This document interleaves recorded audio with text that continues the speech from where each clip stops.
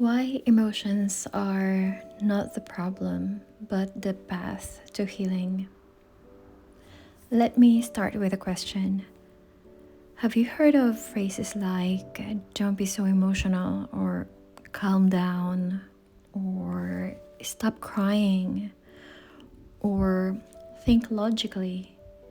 Most of us learned very early that emotions were inconvenient, something to manage, suppress, or control. But what if I told you that our emotions are not obstacles to healing, but the doorway to it? That is the radical yet deeply human premise behind emotion focused therapy developed by psychologist Leslie Greenberg.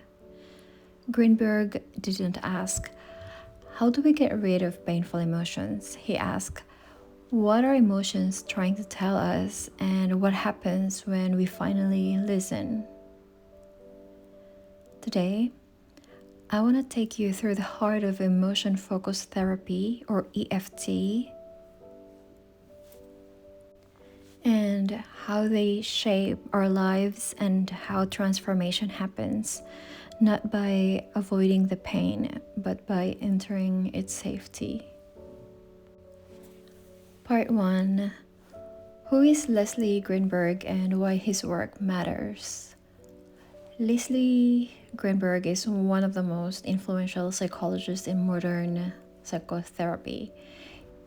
He co-developed emotion-focused therapy in the 1980s and 1990s, integrating ideas from humanistic psychology, Gestalt therapy, attachment theory, neuroscience, and emotional science. But what Greenberg work revolutionary was this simple idea. You cannot think your way out of emotional pain. You must feel your way through it. At a time when therapy focused heavily on cognition, changing thoughts, Greenberg insisted that emotion itself is the engine of change. Not uncontrolled emotion, not raw venting, but processed, transformed emotion. Part 2. The core belief of emotion-focused therapy. At the center of EFT is a deceptively simple belief.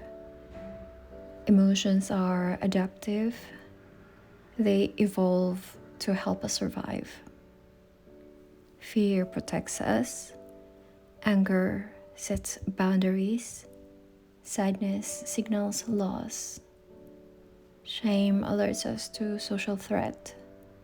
Joy connects us. The problem is not emotion. The problem is emotions that were never validated. Emotions that were interrupted. Emotions that became stuck. Emotions learned in unsafe environments. EFT asks, what happened to this emotion that made it stop helping? Part 3. Primary, secondary, and instrumental emotions. One of the Greenberg's most important contributions is helping us understand different types of emotions. So we have the first one, primary emotions. These are our immediate, authentic responses. Examples: sadness when we lose something, fear when we feel unsafe, anger when a boundary is violated. Primary emotions are direct and adaptive. Then we also have secondary emotions. These are reactions to our primary emotions. For example, anger covering sadness, shame covering fear, numbness covering grief. Secondary emotions often developed when primary emotions were not safe to express. Then we have instrumental emotions. These are emotions used, often unconsciously, to influence others. For example, crying to avoid conflict, or anger to gain control. Healing happens when we move from secondary emotions back to primary ones. Part 4. Why just talking isn't enough? Traditional talk therapy often focuses on explanation, but explanation does not equal transformation. You can understand why you feel abandoned and still feel abandoned. You can know your childhood patterns and still repeat them. You can analyze endlessly and remain emotionally stuck. Greenberg's insight was this: change happens when emotion meets emotion. Pain is transformed not by logic but by new emotional experience.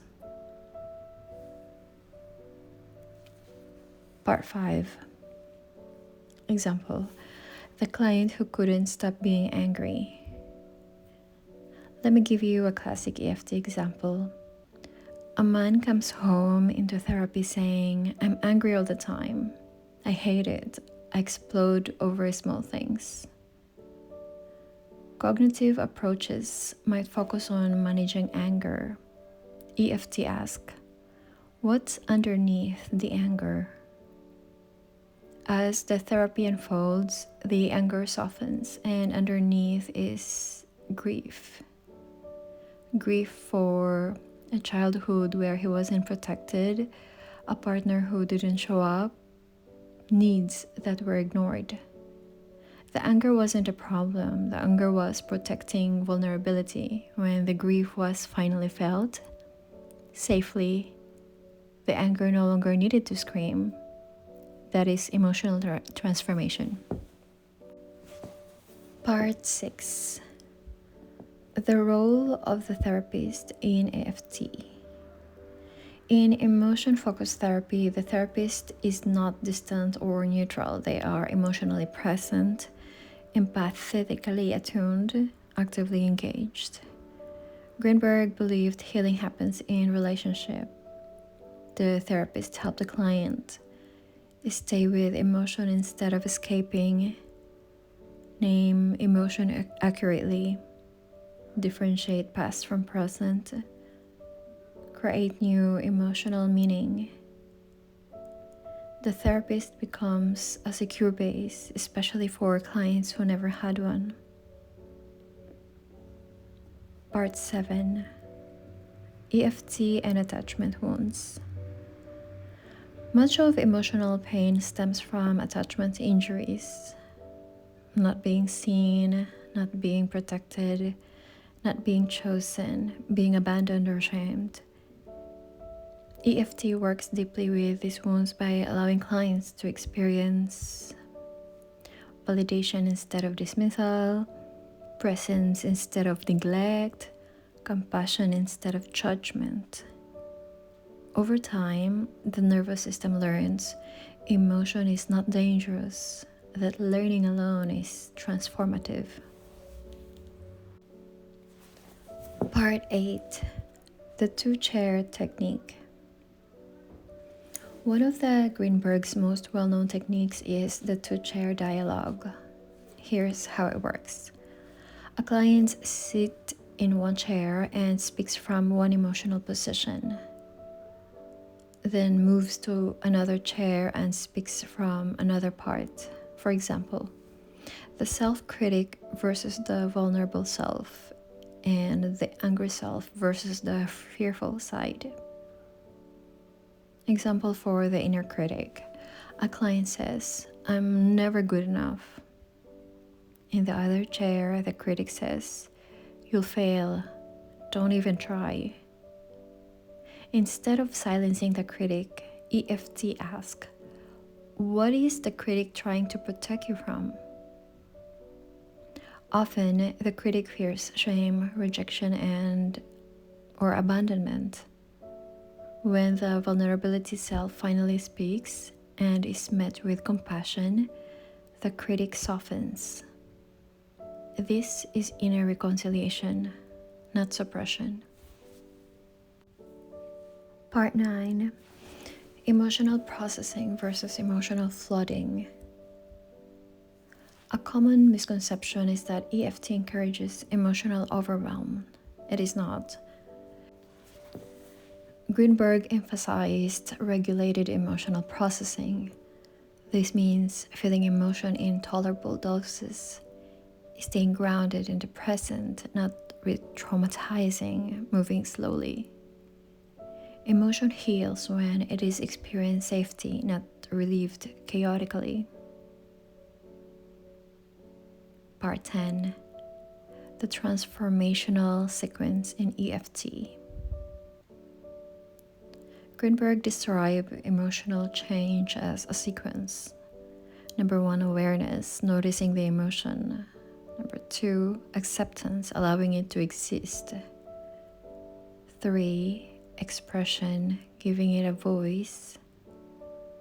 4, meaning making, understanding its message.